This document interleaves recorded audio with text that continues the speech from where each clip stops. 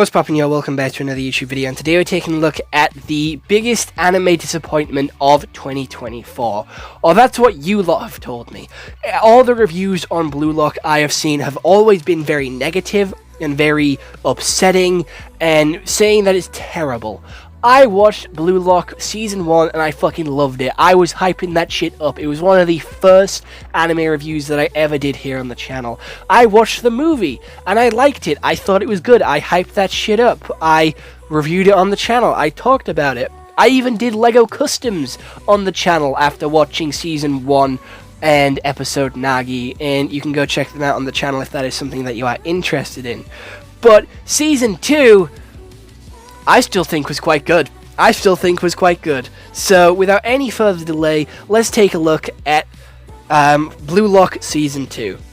So Season 2 continues exactly where Season 1 left off, with them being put into groups. We get to know the top 6 of the Blue Lock, and it is Bajida at number 6, my personal favourite, Nagi at number 5, a good top 3 contender for me, and then we have 4 others. We have a purple-haired dude who's called an assassin, who's called the Crow. We have a white-haired guy who is called a ninja and is really sneaky. We have a pink-tipped, like a rageful sort of, unpredictable character. And then we have the main striker, which is green hair. And I do believe there's like a 7th one, which is a brown one with glasses, who is quite tactical, I think.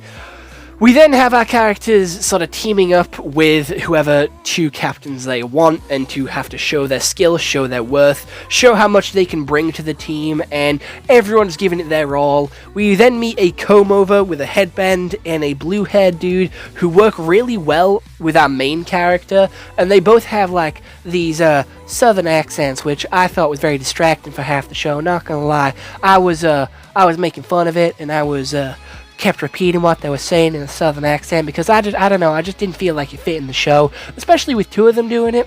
I expected one of them to be copying the other one, making fun of them, but apparently they didn't. They just kept getting on, and they kept doing the accent. I don't know if the accent developed because of the other guy, or if not, but the accent was there, and it's a big part of the show. And if you don't know what I'm talking about, I watched this anime in dub, so there was quite a few southern accents in this season, and it did catch me off guard a little bit, because it did seem like they were more of a cowboy than a footballer, not gonna lie. But yep, they then win their game, and we have a couple more games which you have to watch through of a couple of different characters, like Sherry. We have the purple-haired dude. We have Nagi playing his game. We have Bajida playing his game, and then it all comes to a close, and then we get the Blue Lock 11, our main 11 members, who are going to be going against the under-20s, and it's a big festival, it's a big setup. It is Japan's under-20s, and whichever one loses this match, their team will be disbanded, and the new team will be the under-20s for Japan, and it's very high stakes, because there can only be one team, apparently. So whichever one wins takes it all, and they are all pushing for that victory. They're all trying to win, and it's neck and neck. It's close. It's like standard sports anime stuff, where one team's winning, then they'll overcome, another thing will stop, and then our main guys will win. Our main guys won, and it was fucking sick, not gonna lie, and that's where the season ends, ready for them to train for next season, where they go to the World Cup. I don't have a clue.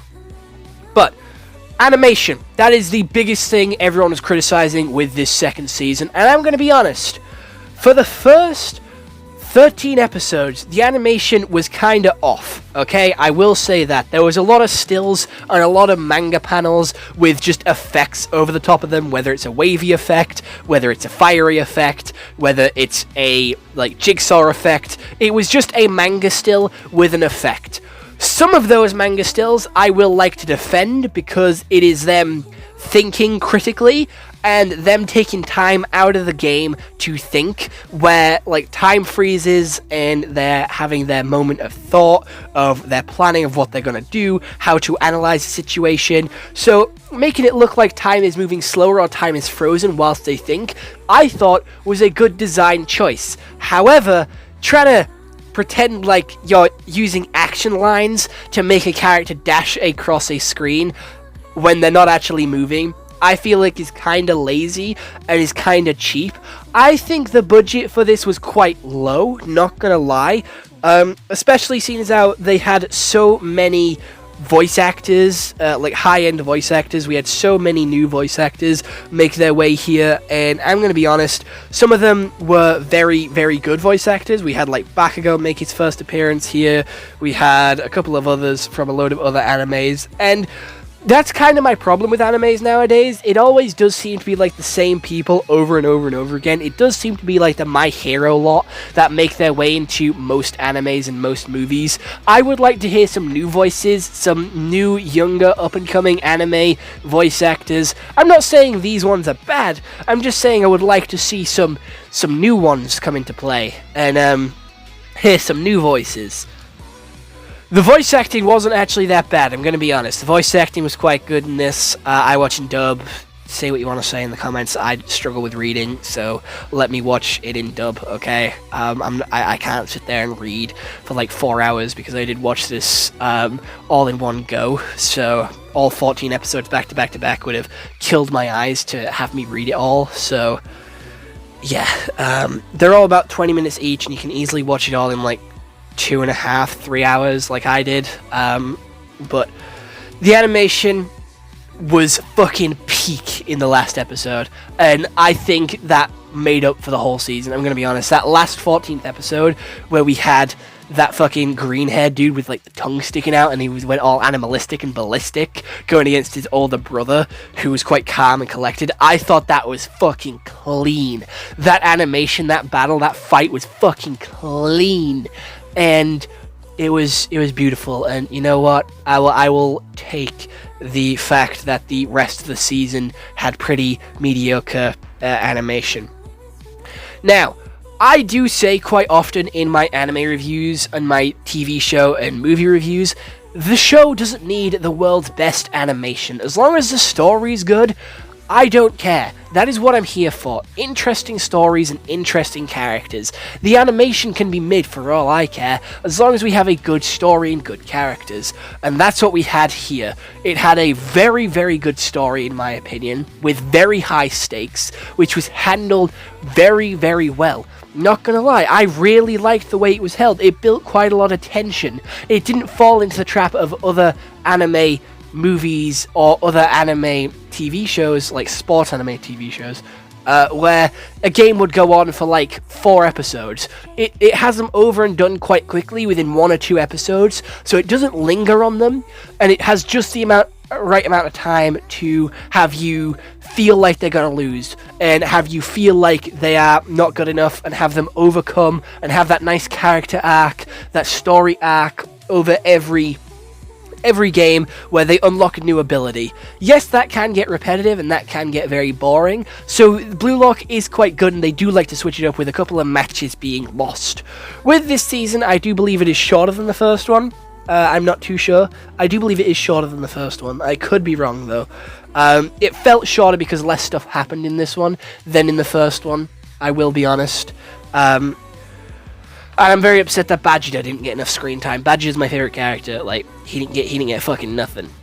I did like their parents' interactions though. I did think that was quite sweet, and it did take away from the like apocalyptic sort of Black Mirror feel that the first season had, where they were like trapped inside. I know they were never trapped inside, but that's what it kind of felt like with the first season. This season they don't really go into that. It's just kind of they can leave when they want if they want to, and they're here to train, they're here to work, they're here to like be the best footballer they can be, and it is cool. The new characters are very interesting. We get to see them all use their powers against each other, and then we get to see them all work together, which is really nice and really exciting.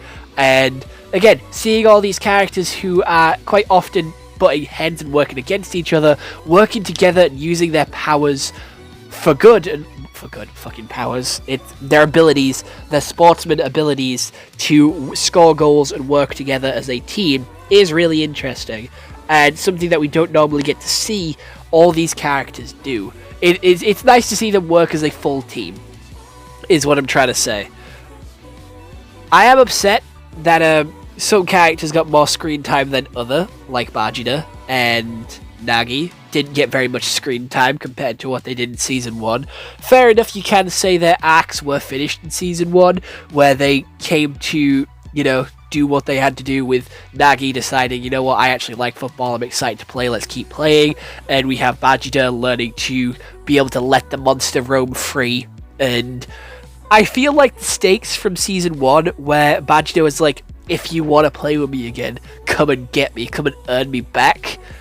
And then he never earns Vegeta back, but they're still buddies and they're still together and they're still like playing football together, all nicely, happy days, which, I don't know, I kind of felt like was missed potential to have like some form of conflict there, some kind of excitement or like grudge being held there. It just felt like they were all buddy again. Nagi never had any voice lines or like any impact outside of the games. He was only utilized in the football games, and again, with him being one of my favorite characters, and I know he just had a movie all about him, I would have liked to see a little bit more from him and a little bit more of how he's feeling and how he's sort of handling things. I know he's one of the upper 6, so he has to be one of the better ones, and he's like one of the main guys that everyone looks up to, but still, I feel like he could have been utilized a little bit better. Other than that, I don't think this season was all too bad. Personally, I would give it a 7 out of 10. I don't think it's terrible, but I don't think it is brilliant. It did get me excited, and it did actually get me to want to play football. Not watch football, fuck that. But it did get me to want to play football, and to be fair, some of the moves they pulled off were sick as fuck. That handstand goal save, that fucking kick down, kick up sort of goal that he did, that fucking backflip goal, all sick as absolute fuck. Inspiring.